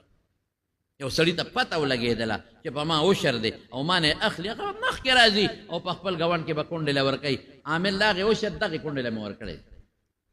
دغه یتیم له مې ورکړی، دغه رور له مې ورکړی چې غریب دی، دغه رواره له مې ورکړی، دغه خورهي له مې ورکړی دی. په دې ټولو زکات کېږي، عشر پې کېږي. جنگ بم ختم شي، حسد او بغض بم ختم شي. چې یو سړي ته په ګوند کې د یو خان د طرف نه، د یو ملک د طرف نه، د یو زمیندار د طرف نه عشر او زکات ملاویږي، هغه به ترې قربانېږي، هغه به ترې غلا نه کوي، بیا هغه به ورسره حسد نه کوي، هغه به ورسره بغض نه کوي، دې سره ورولې جوړه شي. حضرت عمر فاروق رضی الله عنه دا سیسټم یې جوړ کړی او په لاره ځای په دې پلونه جوړ کړل چې خلکو ته تلل راتلل اسان شي. او د ډاک سیسټم یې جوړ کړ، ځای په ځای ډاکخانې جوړې کړې، لکه اوس چې ډاکخانې ځای په ځای کوټې جوړې کړې، تنخواګانې مقرر کړې چې دلته به ډاک ځي. 400 کې مثلا مثال در کومه، په ناګومان کې مثلا، په شب قدر کې، په پېښور کې، په نوخار کې دا ډاکیان به تلل، هلته به یې ډاګونه وړل، هغوی به د خپلې علاقې بیلول. او دا د ډاک سیسټم هر چاته به په ورځو کې، په میاشتو کې ډاک نه، په 2-3 ورځې کې به او هغوی له څاروي واخېستل دې ډاک والا، په لږو ورځو کې به خطونه خپل ځای ته رسېدل. امن راغی، داسې امن راغی، مجال خو شته چې په ځمکه به د چا نه بوجۍ د غنمو پرېوتې وه او هغه دې څوک اوچته کړي. مجال خو شته چې چا نه په ځمکه معمولي غوندې یو شی پرېوته، هغې له خو دې څوک ګوتې یوسي؟ نه صاحب، د اوچته کړ، نه ولې اوچته کړم؟ حضرت عمر خبر شو، هغه خو وروره بل کار د سره نه کوي، فوراً دې په دورو ووایي. غلا دې وکړه، فوراً د نه لاس کټ کوي. مړی دې وکړه، یو مړی وشو په یو علاقه کې، په یمن کې هغه 10 کسانو په شریکه یو سړی وجلو. حضرت عمر 10 واړه د پانسي کړل. چا ورته وی سړی یو مړ دی، مړه دې پې 10 کړل. وایي زما دې د الله په ذات قسمې که ټول صنعا والا خلک، دا په زرګونو خلک په دې مرګ کې شریک کې، قسم په خدای چې د ټولو نه سرونه مې وال. نن مسلمان یو حیثیت لري، انسان یو حیثیت لري، د مسلمان وینه یو حیثیت لري. رسول الله صلی الله علیه وسلم دقه فرمان دی او د الله د قرآن وینا، چا چې یو انسان مړ که کانما قتل الناس جمیعا، د وس په د یو بر شو، که وس یې وشو نورم دی به دا ټول مړه کړي. مکمل امن، مال په امن، دکان کولاو دی او زه د شپې خپل کور ته مجال ته چې ستا دکان ته څوک راشي. دلته خو د خدای کور نه خلک غلاګانې کوي. آی دین روزانه دا شکایت راځي، پلانکي جومات نه سولرې پټې شوې، پلانکي جومات نه بیټري پټه شوه، پلانکي جومات نه پکې پټ شو. هلکه دا جومات د چا کور دی؟ زه تاسو یې راته ووایئ، زیړو ویم نه، د چا کور دی؟ د الله. مساجد بیوت الله، د خدای کور. نو چې د ما د کور نه څوک غلا کوي، په ما راغی که نه، خفه به یم که به نه. نو چې د خدای د کور نه غلا کوي، نو ته په خدای ورځې؟ ته څنګه مسلمان یې؟ ستاله کې دا نشته چې زه به ځان کدن به مې راځي او زه به مرم او زه به قبر ته ځم. ما نه به الله تپوس کوي ته جوړ مرګ نه منې، ته قبر نه منې، ته آخرت نه منې، ته حشر نه منې. که دې منې دا کار به دې نه کوم. په خدای چې داسې مې لیدلي دي، اورېدلې مې دي، لیدلې مې نه دي چې قرآن شریفونه یې ځان ته ډېرې کړی دی او په هغې د پاسه ولاړ دی او پکې یې کوز کړی. ته مسلمان د کومې شوې؟ مسلمان او مسلمان او دا به م راپاسي، دا بړوا دی به م راپاسي، مدرسه داسې او ملا داسې او ملا داسې او ملا داسې، جومات نه غلا کوي او خبرې ابتدان او زه به جنت ته ځم. مولیان وایي دا به نه زه به ځم، ستا پلار به جنت ته لاړ شي. ته د خدای د قرآن حتی کوې، د خدای د کور بېعزتي کوې، د خدای په کور ورځې او د هغې نه غلا کوې. دلته مسلمان خدای ته ولاړ دی، الله اکبر، ته ترې سپلی پټی. نو جنت ته به ځې؟ ولې جنت داسې د لامده خوړ خیرات خو نه دی چې هر سړی دې پې ورځي. دلته الله ته ودرېد، ته ترې موټرسایکل پټی. هلته مدرسه کې ناست د پیغمبر حدیث ورته ناست دی، د پیغمبر حدیث د کوي چېرته مقتدیانو ولا په زر زر روپۍ موټرسایکل اخیستی دی، ته راشې ته دې موټرسایکل وتښتی او څنګه خوشحاله د شپې برید تاوی چې ما خو موټرسایکل او 1,000 هغه په 10,000 خرڅ کړې، بچو له روزي راوړې، ما دله پیسې ګټلې دي، طالب مې وواو، ملا مې وواو، د خدای د کور نه مې غلا وکړه. دا زموږ مسلماني ده. یو سړی کافر مسلمان شو، هغه جومات ته په مخه کېده چې زه مونځ کوم، چې جومات ته تلل نو سپلی ویستې وی، سپلی یې اوچتې کوي. ولې؟ وایي دا مخکې ږدو که نه، و د خدای کور کې سپلی به یې ږدو، دا به بار پرتې وي. وایي نه دا خلک پټوي. وایي څوک د کوم ځای نه خلک راځي چې پټوي؟ عیسایان یې پټوي؟ وایي نه. یهودیان راځي؟ وایي نه. څوک راځي؟ دا زمونږ د مسلمانان. بس هغه سپلی واپس واغوستې وي، د اسلام مې نه دی پکار. په کوم اسلام کې چې مسلمان د خدای په کور کې د خپل مسلمان رور رغلا کوي. مړه خاوند د ښځې نه کوي، نو د ښځې مال راوالي او خرڅ یې کړي. هغه وایي دا خو د ما مهر دی. چپ ټرت دی وکړ، مهر دی، پلار د کوره دی راوړی. ځه اوس څه کوې ورسره؟ ښځه د خاوند نه پټوي، کور کې جي پیریان دي، الماری نه غلا کېږي، چابي ما سره ده، کور کې پیریان دي. زه پیریان نه دي، خاپیری ده، پیریان نه دي، دا خاپیری ده په کور کې دن. دقسې مې یو سړي ته ووایې مې خفه کېږم په کور کې دن نه دی، لوبه ده. خفه شو، وایي د ما د الماری نه غلا کېږي، چابي خو ما سره ده، الماری نه شی پټېږي، چابي ما سره ده. دا جیسس مسله ده. یو عامل لاته وښه چې ورته لاړ شم. ما وایي درته ښیم خفه کېږي خو نه، مې کور کې دن نه دی لوبه، یا د ښځه پټی، یا د خور پټی، یا د روندار پټی. پیری چې تا نه غلا کوي د 400 په بینک ولې نه ورځي؟ عقل لږ ولرې. تا نه چې غلا کوي په اندرشیر ولې نه ورځي چې ښه زبردسته داسې دوکان وګوري چې د سرو زرو پکې بلا خښتې دي او زولۍ یې ډکه کړي؟ په اندرشیر ولې نه ورځي؟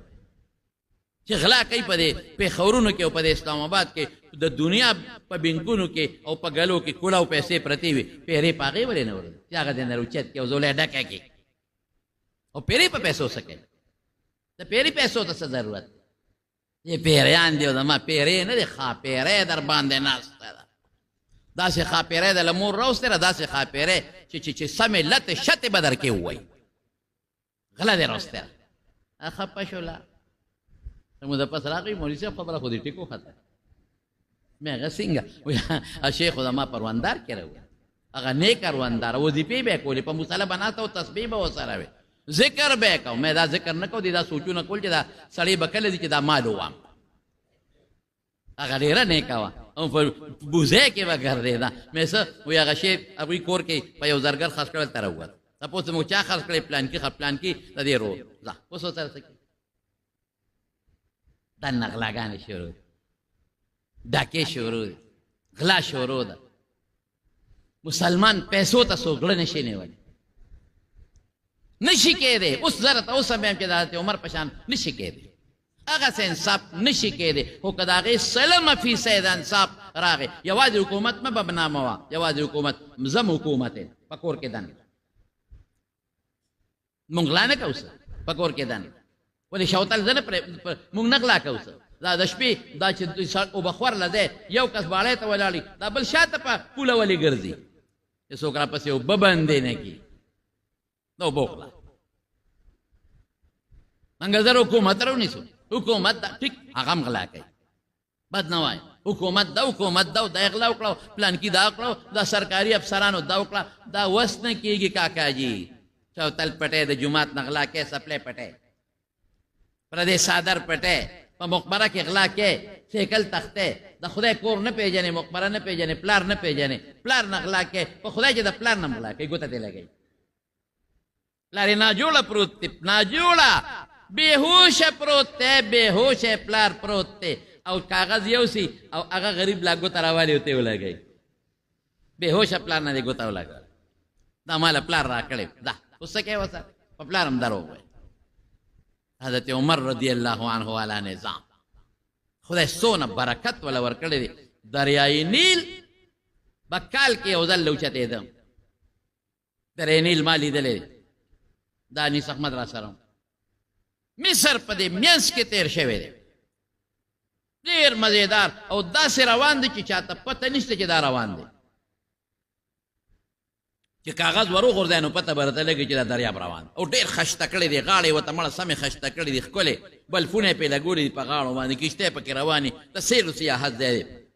ورشه ترې خپل سه دریاب ته مو ګورو خیالي ته دی مونږ له چې خدای په ما زه اکثر وایم چې بار ملکونو ته لاړ شم زه یم الله چې مونږ له کوم ملک را کړی دی پاکستان غوندې ملک دا باچا خان خبره شام ورو باچا خان خو دنیا کتلی باچا خان بابا خو دنیا کې ګرځېدلی و دنیا کتلی وه او خیار سړی و قابل سړی و فخر افغان و چې رښتیا خبرې هغه باچا خان بابا سوی وی زما د ملک په شان دی او بیا خصوصا زما د صوبې په شان صوبه په دنیا کې چېرته نشته زرخیزه اوبه خو افسوس دا دی چې صحیح مالیار نشته مالیار اوسه پورې صحیح رانغی ټیک یې ویلي د سرو زرو خبره یې کړې دریای نیل د مصر په دا مینځ کې تیر شوی دومره خشته دومره اعلی او دونه مزیدار نو دریای نیل به کال کې یو ځل لا ختېده او چې رو به ختېده نو بیا به ټول مصر باندې ورته و مصر به یې غرقاو نو د هغوی د جاهلیت د زمانې یو قانون ادا به و چې په مصر کې به یې جینۍ وکته خشته ښکلې جینۍ به یې وکته د مصر خلک هسې هم ښکلې دی خشته خلک دی چې سمه خبره درته وکړم ښکلې خلک یې دی خشته خو پاک دامن خلک دی ګنده زناکار خلک نه دی ښکلې خلک دي مې پوره تپوس وکړو د هلکانو د جینکو دا دوستانې هم پکې شته دا هم پکې شته خو پلیت نه دي دا تپوس مې وکړه که کومې جینۍ ته پته ولګېده چې د هلک سره خو مې دوستانه ده خو ما ته په غلط نظر وکتل وي تا سره تعلق ختم او که کوم هلک ته پته ولګېده چې د جینۍ خو مې دوسته ده یاره مې ده ورسره به ناسته مي د سیند په غاړه او د دیانې په غاړه خو دا جینۍ خو ما نه څه غلط ډیمانډ کوي غلط نظر کوي ختم تا سره تعلق ختم ته ټیک نه پاک خلک او ښکلې خلک تاسې لطیفه به راته ووایم امام شافعي رحمت الله علیه اخره کې مصر ته تللی هغه به وی چې د مصر ښځه دې نه کړې نو کونډې کونډ که درې دې نور هم کړي خو چې مصری دې نه کړې نو ته کونډې کونډ چې مصری ښځه وکړې نو تا اوس واده کړی امینه تا ته هم داسې ګرانه ده لکه د مصر ښځه چې مصریانو ته څنګه ګرانه ده او بشیر جان درته کته نه شي خو اسې خاندي دی اسې خاندي را خاندي دته یې مسې خوله خوا دوا ګوړه ګوړه کوه خوله به دې خوږېږي دله نه کوم دوا دله که دوا وکړم نو د ښځې ته خیرې دي ښځه به یې سبا ما ته خیرې کوي او وایي به چې تا دوا کول او تا راله که ته پس په څه دغه دې بوډیزر دې ورالوړی یم دې دې ځان ټپ کي چې د وجود کم شي سبا دې ما نه ښځه غواړي تیاره به ورته ناست انشاءالله خو داسې خو نه کېږي چې دې ورځ تر ورځه 15 ډوډۍ سهار خورو 10 ډوډۍ غرمه خورو 15 د ماسخوتن خورو او دا او بیا ماله ښځه مو داسې نه کېږي الله دې وله ورکړي هسې خوشطبي ورسره کوو په مونږ ګران دی زمونږ ورسره مینه ده مونږ سره مینه ده نو مونږ هسې ده سره خوشطبي کوو الله دې خوشحاله نو خبره مې زما ورور دې پورې کوله چې خشته جینۍ به یې مصر کې وکته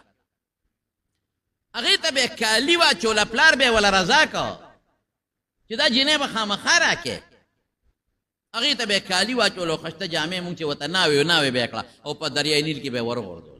جمدی جاړه به یې ورغورځوله چې ورو به یې غورځوله بس دریاب به لاندې شو د جاهلیت یو رسم بغیر د هغې نه به دریاب نه ته خلکو به یې پلار ته وایي چې ورو مونږ ټول غر کېږو ستا په لور څه کوو تا لور هم غر کېږو او بعضې خلکو به هجرت کو په هغه سیزن کې دا یو خاص سیزن و په هغه سیزن کې به خلکو د وطن نه هجرت کو بار بدلل حضرت عمرو بن العاص رضی الله تعالی عنہ دغه زمانه کې چې مصر فتح شو د مصر گورنر شو، د هغه قبر اوس هم په مصر کې شته. هغه ته چا ووایي چې ګوره یو مسله به وي، داسې به مصر دریاب اوچتېږي او زمونږ زړه قاعده دا ده چې هغه ټول مصر باندې بیا ورځي، دریاب بالکل پوک نالي کې روان شي. نو زمونږ قانون دا دی چې یو خشته جنۍ ګورې ورغورځو. دا مسله درته پېښه د تیارې ورته وکړه. حضرت عمرو بن العاص وی د جاهلیت رسم سوال نه پیدا کړي چې دا ټول مصر وړي یو دي سي، زما دا گورنر هاوس وړي یو دي سي. خو پیغمبر مبارک راغلی سره دی چې د جاهلیت رسمونه به ختموم، د جاهلیت یو رسم به نه پرېږدم. او فوراً هوښیارو حضرت عمر رضی الله عنه ته خط ولېږه، وی دا چل کېږي په پلانکۍ میاشت کې، او که دریاب راوخته ما خو اعلان کړی چې جاهلیت رسم به بالکل نه. څه به کوم؟ زمانه خو د خطونو وه، ټیلیفون میلیفون نو. خط حضرت عمر رضی الله عنه ته ورسېد، هغه جوباره خط راولېږه. او داسې وخت و چې دریاب راوچت شو، هغه ټیم راغی. 11 ورځې د میاشتې د لومبي تاریخ نه یو مخصوص میاشت وه، دریاب به راوچت شو. دریاب بالکل فوټې مخکې نه ځي، راوچت شوی دی. او خلک رالل عمرو بن العاص رضی الله عنه گورنر له وی د خدای دپاره بس زمونږ زړه طریقه ده مه کوه، یو جنۍ به وروغورځم، ګنې ټول مصر غرق کېږي. دا مونږ ته معلومه ده زمونږ د پلار نیکونو طریقه را روانه ده. دا دریاب راځي زمونږ کورونه وړي، زمونږ مال وړي، زمونږ هر څه تباه کېږي. مهرباني وکړه بس دغه یو جنۍ ده چې ټول هر څه مري ایو دې پکې لاړه شي. هغه وی والله که جنۍ رانه وروغورځوي ما دې مو سره یوسي، خو د جاهلیت رسم بالکل نه منم. او دې کې دریاب وروسته اوچتېږي او خلک ورته په دې غرونو یو ځای بل ځای ناست دي. او عمرو بن العاص رضی الله عنه پریشان دی چې خدای څه به کوي. حضرت عمر خط راغی، داسې ټیم کې راورسېد جوابي خط چې راغی. په خط کې عمرو بن العاص ته لیکلي وی ډېر زبردسته خبره دې کړې ده، زما پیغمبر راغلی هم دې دپاره دی چې د جاهلیت رسمونه ختم شي. پام کوه جنۍ ورونه غورځئ او داسې وکړه چې دریاب څنګه راوچت شي زما دا خط وروغورځوه. دا خط ورولول، خط وروله، تحفه اثنا عشریه کې شته، خط وروله. حضرت خط کې عمر څه لیکلي دا وره. خط کې لیکلي دریای نیل، د نیل دریابه که ته په خپل حکم چلېږې چې څه دې خوښې کوه، جنۍ نشته نه درکوو. چې په څه شیطاني چالو چې څه دې خوښې کوه، مصر غر کې او کار څه غر کې. او که ته د الله په حکم چلېږې، زه د الله د پیغمبر خلیفه ما عمر دا خط مې درو ویشته، فوراً ښکته شه قیامت پورې به بیا نه راوچتېږي. عمرو بن العاص رضی الله عنه خط وروغورځوه. خو چې خط یې څنګه دریاب ته وروغورځو، دریاب د سکنډونو په حساب ویښله لاړ. هغه چې دریاب ویښله تلې د تر ننه پورې راوچت نه شو. یو سړي په زړه کې د الله مینه او د یو سړي په زړه کې د رسول الله صلی الله علیه وسلم دین قدر او د مسلمان قدر، هغه سره به خدای مدد نه کوي. او صاحب دا خو مشهوره خبره ده، کتابونو لیکلې ده چې د مدینې منورې نه بار یو غر و، د هغې د غر نه اور راووت. اور د کویلې غر، د کویلې هغه اور خورېده مدینې شریفې ته رانږدې شو. خلک حضرت عمر نه رالل وی اور راوتی دی او اور راغی مدینې ته، څه به کوو؟ هغه وی ښه عمر به یو مدینې ته به اور راځي. تمیم الداري رضی الله عنه ته وی دلته راشه، وی ها دا چابک والا ورشه دی اور پسې او ښه مضبوط شړق ته وباسه او ورته ووایه چې د پیغمبر خلیفه عمر را لېږلې. فټافټ منډه وا د کوم غار نه چې روتې په هغې به وردننه کېږي، بیا به نه راوځي. هلکه ته به هلکې وایه چې دا خر اوسه، په چابکو خلک خر وایي، اس وایي، اوښ وایي، جاندار شی وایي. نو اور کې خو جان نشته، خو جاندار نه دی. لیکن تمیم الداري ورغې، خلک حیران دي چې په عمر څه چلو اور به څنګه وایي. خو چې اور ته څوک نږدې کېدی کم ځای شي، د اور خو دومره ته وي چې خوا کې ورسره ودرېدی نه شي. تمیم الداري ورغې، نه تو شته نه بل څه شته. او اوره یا نار، زه د پیغمبر د خلیفه د عمر استاذ یم، د هغه اډر دی او دا چابک دربرو منډه وه، اور مخکې دی او تمیم الداري ورپسې دی. ته به وایې ګنې چرګې دي، ته به وایې ګنې انسان دی اوس غلی. او تاسو یقین وکړئ چې اور په هغه سوړه د غر وردننه شو، په کومه سوړې نه چې بار راوتی. دا الله سره ته مینه کوه، الله به تا سره مینه کوي. الله سره محبت کوه، الله به تا سره محبت کوي. یو مجوسی والا راغی دا وویل هغه د اور عبادت کوي مجوسی ورته وایي چې ستاسو مذهب دا دی دین دا دی چې په قبر کې به کافر ته اور به پې بلیږي ویاو بلکل مجوسی صادر خور که پکې درې سرونه پراته دام په تحفه اسنا شریعه کې شته درې سرونه د انسان پراته دي خدای عمر داسې کوي وایي دا یو سر زما د پلار دی دا یو سر مې د ښځې دی دا بل سر مې د رور دی دا درې واړه ستاسو په مذهب او په دین مجوسیان مړه کافر مړه دي کم دی په دې اور لاس ولا یو څه عمره امیرالمؤمنین دی لاس یو څه چې لاس یې وړو اور وسوځولی وی نه وی کم دی اور چې ته وایې چې ما کافر به اور سوځوي دی کې اور نه زم لاس وړم تم ولاړو حضرت عمر اوس هغه نه پوهېده چې دا یو د آخرت اور دی یو د دنیا اور دی د آخرت اور تا ته په دنیا کې نه ښکاري ځان له شی دی لیکن حضرت عمر ورته څه وی یو هلک دی ورشاله شابه پخوا به خلکو دا بکرو نه اور ایسته سپینه بکره به هلکه ما ته هم یا چې مونږ ماشومان هغه بکره و هغه به هم دوه وجنګولې او هغې به شغلې ووالې او یو چقماق به یې ورته وی پخوا هغه به باقاعده دا تیري ماچسونه خو نو هغه به هغه بکرې لا رابره و مالوچ به ورسره نیولي و مالوچ به یې ټکولي د پنبې سره هغه غوړي هغې ته به اور لاړ کوکې به یې ورکه اور به ترې بلېده او بکرې اوس هم سپینې بکرې راواله او ته یې ووهه مضبوطه یو مضبوط اور به ترې بارو هر کور کې به بکره پرته وه او چا کره غټه بکره یې راوړه بکره یې راوړه هغه مجوسي ته وایي دوه بکرې ورته کېښودې وایي دا ښه مضبوط یو بل سره وجنګوه خو چې هغه یو بکره بلې له راوبروله د هغې نه د اور بسرې جدا شو یو برېښنا وکړه حضرت عمر مجوسي ته وایي دا بکره لاس کې ونیسه وایي دا ګرمه ده که یخه وایي یخه وی اور پکې شته وی نه وی اوس یې ووه دواړه یو بل سره چې ویې واله نو هغې نه ښه مضبوطه رڼه ووته شغله وی داسې دي وی دا صاحب په دې بکره کې دننه اور پروت دی خو مونږ یې نینو دقسې ستا د پلار او د ښځې او د رور په دې سر کې دننه اور پروت دی خو ته یې نه محسوسوې هله به یې محسوس کړې چې ته هم ورشې مجوسي کلمې شهادت وی خدای پاک مسلمان مونږ چې تراویح کوو شل رکاته دا حضرت عمر برکت دی صحابه یو ځای ولاړو بل ځای ولاړو یو مونځ کو بل عمر وی لو جماعت علی قارئ واحد لکه په یو قاري یو ځای کوم ابی ابن کعب رضی الله عنه هغه صحابي دی چې حضور پاک د هغه په حق کې فرمایلی چې اقربکم ابی تاسو کې بهترین قاري حضرت ابی دی هغې مخکې کو شل رکعت تراویح شروع شو علیکم بسنتی و سنت الخلفاء الراشدین المهدیین حضور پاک فرمای وی زما د سنت تابعداري کوي او زما د خلفاء راشدینو حضرت ابوبکر عمر عثمان علی دا غوی د طریقوم پابندي کوي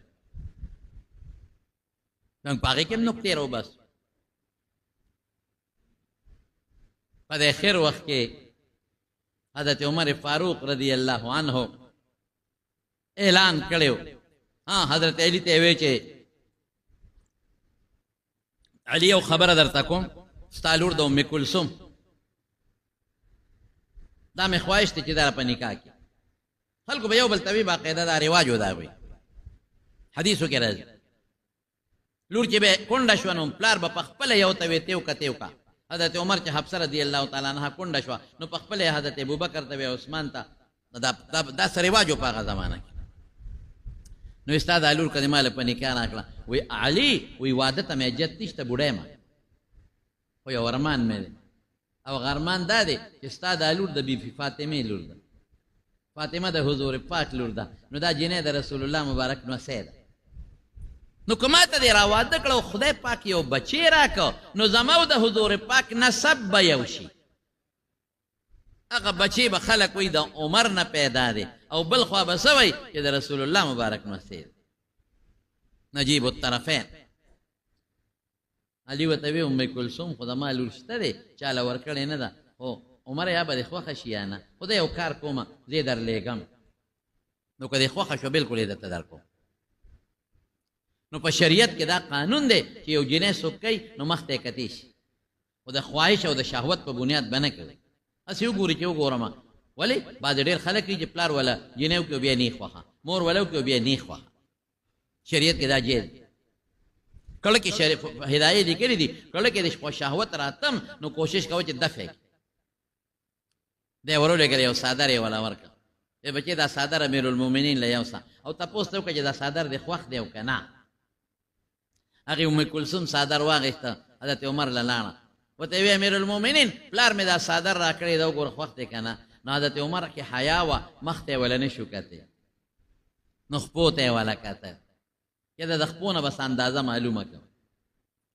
جنۍ پې پوه شوه هغې کې خو د حضرت فاطمې وینه چلېده رضی الله تعالی عنها د حضور پاک مبارک وینه پکې چلېده حضرت فاطمه رضی الله تعالی عنها خو د حیا یو نمونه وه جنۍ چې پوه شي چې زما خپو ته ګوري وی امیرالمؤمنین څادر دې پرېښو ما خو څادر راوړه او زما خپو ته نیغ نیغ ګوري وی قسم دې که امیرالمؤمنین نه وي چې دا سترګې مې در نیستې وي هغه خندل وی خندل وی دا بچې ځه څادر مې خوښ واپس راله وی بابا دا څنګه امیرالمؤمنین دی دا څنګه خلیفه دی هغه خو څادر پرېښو زما خپو ته یې نیغ نیغ کتل او ما م ورته غوسه وکړه که امیرالمؤمنین نه وي سترګې به مې در نیستې وي علي ورته وی رضی الله عنه وی بچې خیر دی که خپو ته یې درته کتل دا د خاوند دی بس هغه جینۍ خو پوه شوه چې زه خو یې بل غرض له لېږلی وم شریعت کې که د یو سړي عمر زیات وي د بل کمي د ښځې یاده او یو بل سره دوی مرضی او مور او پلار یې مرضی په دې کې اسم نشته جینۍ په نکاح واغېسته اوس هغه خو تیزه مو باندې انسان لږ تیز وي عمر یې کم و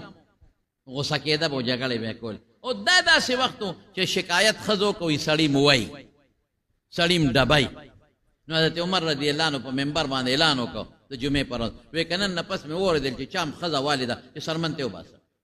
ښځې ولې وښی دا ظلم ګورې زما وروڼو نن هم شروع دی ډېر خلک یې لګیا دی په ښځه وس یې بار نه کېږي نو بار چې جګړه وکړي او یا څوک ورته ستغه ووایي نو راشي د ښځې نه زور وباسي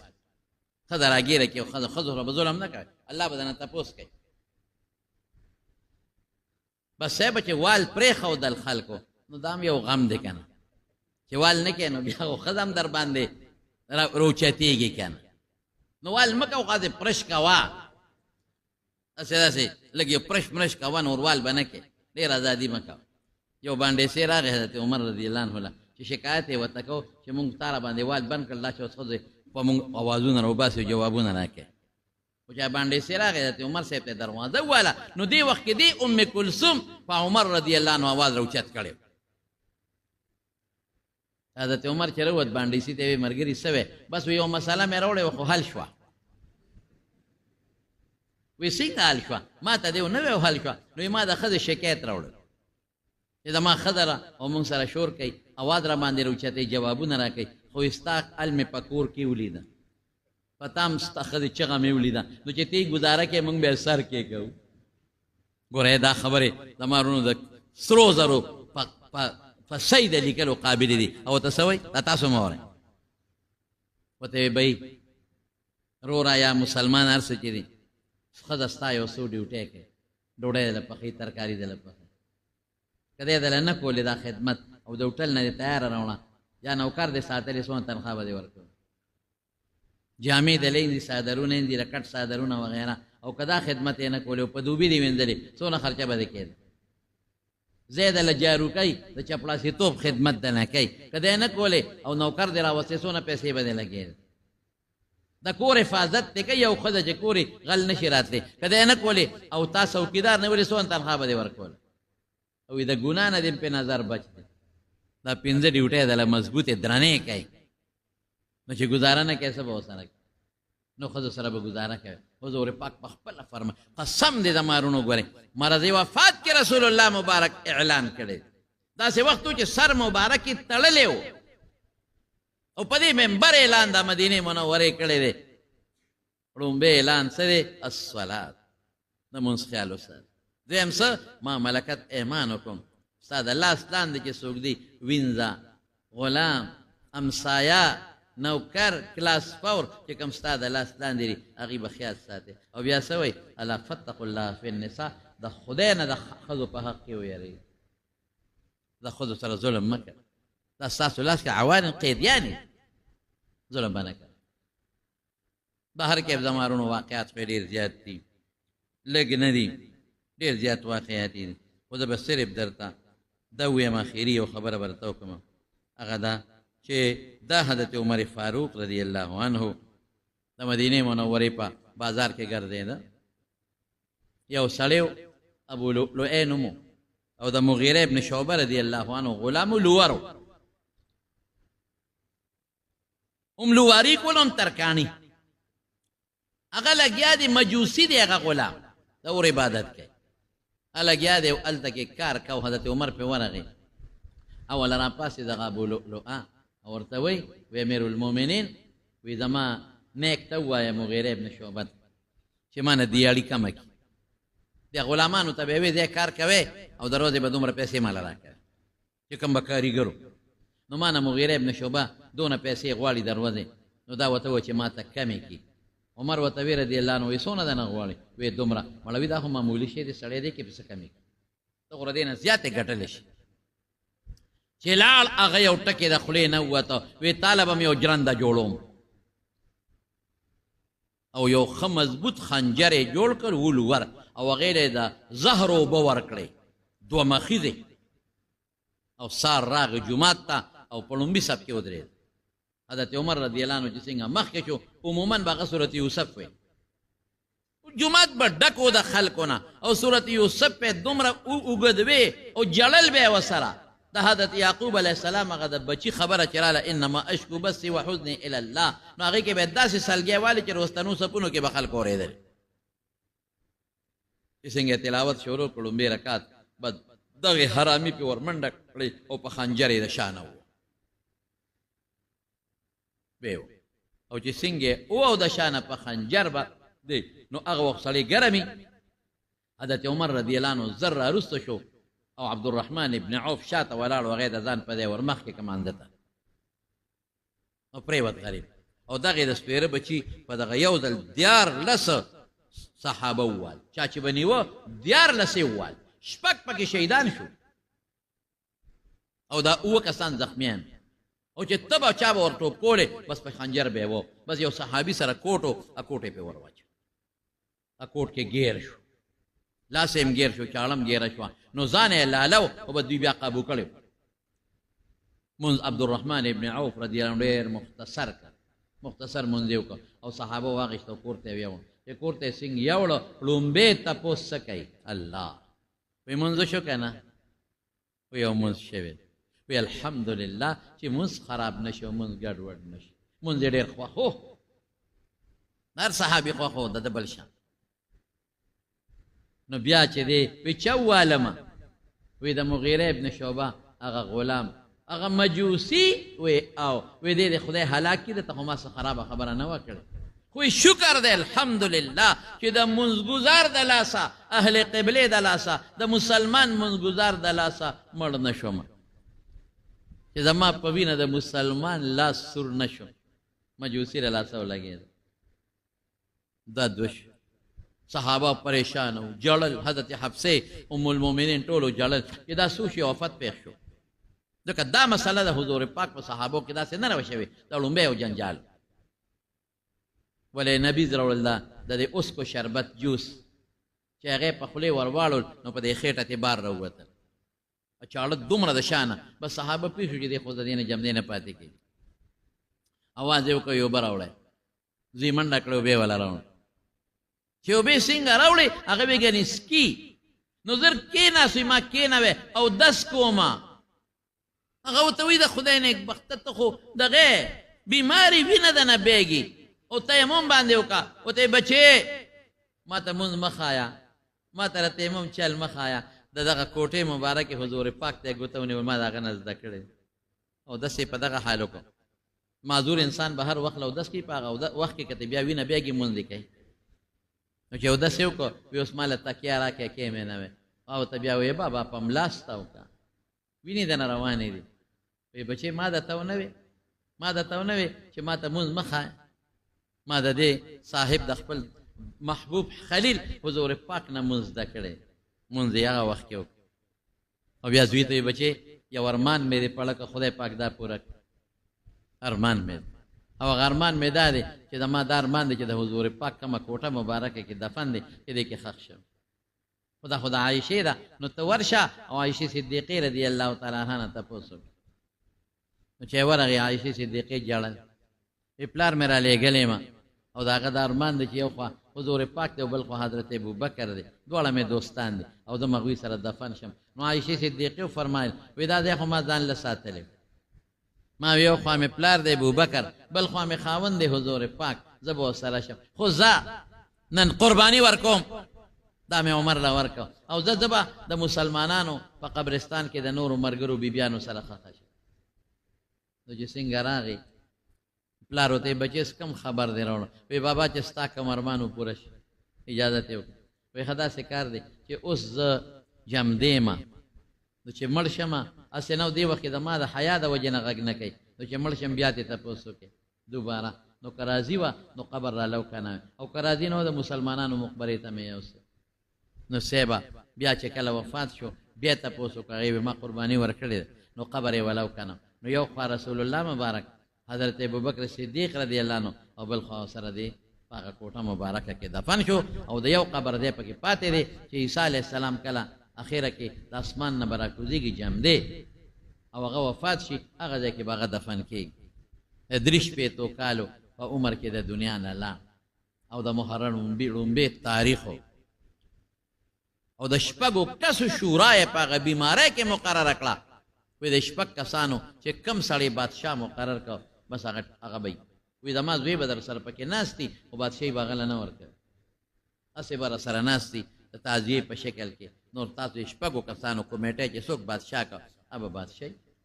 زما وروڼو دا د حضرت عمر فاروق رضی الله عنه څه مختصر جلکې مې بیان کړی د هغه لوی شان هم ته معلوم شو او د هغه دین له چې کم محنت کړی دی او هغه کم نقش پرېښی دی دنیا ته او معلومه رانه دنیا هم مني نو امیر تخکاره کړه الله دې کی چې زمونږ بادشاهان او زمونږ مشران هم خدای داسې کی او د هر کور مشر هغه الله پاک په دغه سې کې څنګه چې د هغه کبې نقشې دي او الله یې زمونږ نه راضي شي دا یو څو کسان مړه دي یو خو زمونږ د ماروخیلو په کندي کې د خان شریف میاں صاحب کور والا وفات شوی وه الله دې وبخي الله دې مغفرت نصیب کړي ډېره بیماري غریبې تېره کړې ده یو نیم کال تقریبا نو الله دې وبخي او الله دې ټولو وارثانو له صبر ورکړي او زمونږ د دې میروزو په کندي کې د رحمان علي رورو یاره واقعي هم دا هم ډېره لویه صدمه ده ډېره صدمه ده د رحمان علي د دغه رورو او الله دې وبخي الله دې ټولو وارثانو له صبر ورکړي او الله یې فرمان علي نومې او الله یې د نو ټولو وارثانو له صبر ورکړي الله یې د نورو غمونو نه وساتي او د میروزو د کندي د سید ماما کور والا وفات شوی ده الله دې وبخي الله دې وارثانو له صبر ورکړي د بره خټ د مشتاق استاد خورم وفات شوی ده الله دې وبخي الله دې وارثانو له صبر ورکړي هاي سکول کورونو جان بادر وفات شوی ده الله دې وبخي او الله دې وارثانو له صبر ورکړي د مکمل شاه ضرور د زړه اپریشن دی الله دې ول شفا ورکړي او زمونږه دا مرګري لطیفه دا زمونږ دغه چې کوي دا ویډیو ټیپینګ کوي لطیف خان دا او اسد خان دا زمونږ د دوستان دي ملګري دي د ناقې د هغې والد صاحب بیمار دی هغې ته هم دعا وکړئ د زړه د اخلاص نه چې الله تعالی وله روغ صحت ورکړي او الله شفا ورکړي ټولو مریضانو له الله روغ صحت ورکړي الله جی او یو ملګري دوه ماشومان یې داخلي کړي دي دعا وکړئ چې الله وله شفا ورکړي پس پې کوي الله دې حافظانې الله دې حافظانې څوک چې بیماران دي او الله دې ولا روغ صحت ورکړي څومره چې بیماران دي الله ټول له روغ صحتونه ورکړي او شفا ورکړي دې جومات دې مرګرو کې دي او که په کورونو کې دي که په هسپتالونو کې دي الله ټول له روغ صحتونه ورکړي الله بې اولاد ول اولاد ورکړي چا چې نارینه اولاد دې الله نارینه اولاد ورکړي څوک چې څه قسمه پریشانۍ کې مبتلا دي الله پریشاني په خوشحالو باندې بدله کړي ډېر دوستان دي مونږ لالته بیټک ته راغلي دي چا ټیلیفونونه کړي دي ډېر زنانه ټیلیفونونه کوي نو په حاجاتو الله خبردار دی او په دې خلکو هم الله خبردار دی نو الله یې د ټولو حاجات پوره کړي او د هر قسم پریشانونو دی الله مونږ په امن و امان کې وساتي او الله دې مونږ له د خیر او برکت او د عافیت زندګۍ نصیب وګرځوي د جمعې د لومبي بانک وشي نو د ښځو او بالکل لومبي بانک چې وشي نو ښځې مونځ کولی شي یو ماشومه د نوم یې اقرا دی